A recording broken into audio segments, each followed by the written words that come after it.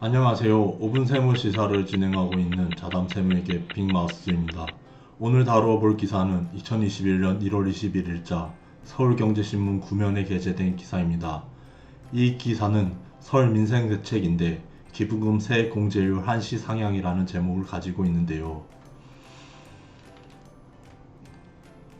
기사 내용에 따르면 정부가 올해 한시적으로 기부금 세액 공제율을 높이는 방안을 추진한다고 합니다. 당국의 설명에 따르면 신종 코로나 바이러스 감염 증발 K자형 양극화를 해소한다는 취지이지만 최근 정치권에서 불거진 이익공유제, 자영업 손실보전제도 등과 맞물려 반강제적으로 기부를 밀어붙이는 것 아니냐는 견해 또한 존재한다고 합니다. 기부금 세액공제 제도와 관련된 소득세법의 규정에 따르면 이 기부금 세액공제의 공제 대상자는 거주자로서 해당 과세기간에 지급한 기부금이 있는 경우에 적용합니다. 그리고 지급한 세액공제 대상 기부금에 일정한 공제율을 곱한 금액을 해당 과세기간의 소득세액에서 세액공제 명목으로 차감해 주는 제도입니다.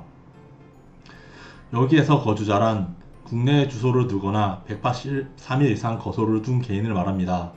공제율은 세액공제 대상 기부금 1천만원까지는 15%, 그리고 세액공제 대상 기부금 1천만원 초과분에 대해서는 각각 30%의 공제율을 적용합니다.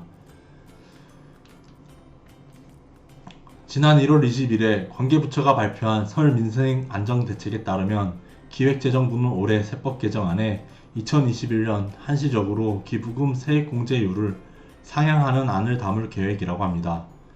이러한 정부의 기부금 세액공제율 상향 조정안에 대하여 기사에서는 개인 기준 70%가 종교단체 기부금이고 지난해 윤미향 국회의원과 관련된 정의기억연대 기부금 의혹까지 불거진 바 있어 실효성에 의문이 제기된다고 보고 있습니다. 그리고 설 연휴 대책에 기부문화 확산을 위한 세제 지원이 들어가는 경우는 흔치 않아 이익공유제, 자영업 손실보전제도 등과 맞물려 반강제적으로 기부를 밀어붙이는 것 아니냐는 시선 또한 존재한다고 합니다. 이 기사에서 언급하고 있는 이익공유제란 지난 1월 말 이낙연 더불어민주당 대표가 제안한 코로나 이익공유제를 의미하고 있는 것으로 보입니다. 해당 정책은 이낙연 대표가 코로나로 많은 이득을 챙긴 계층 업종이 이익 일부를 사회에 기여해 피해가 큰 쪽을 돕는 방식을 논의해야 한다고 언급한 것에서 보이는 것처럼 자발적 기부금을 받아 자영업자 등을 지원하고 기부자에게 세제 혜택을 주는 것이 구체적인 방안으로 거론되고 있다고 합니다.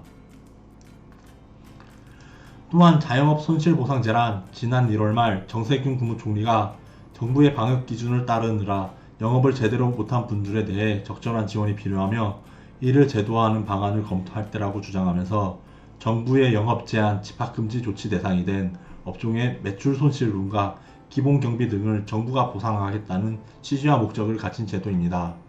즉, 이 기사에서는 문재인 정부와 더불어민주당이 코로나19로 촉발된 국내 경제 상황과 관련하여 추진하고 있는 이익공유제와 자영업 손실보상 제에 대한 민간 기업체들의 참여를 촉진시키기 위하여 정부가 세법 개정안에 적시한 기부금 세액공제율 상향 제도를 도입하려 하는 것이 아닌가 하는 의도가 감지된다고 보고 있는 것입니다. 이상 5분 세무시사 자담세무에게 빅마우스였습니다.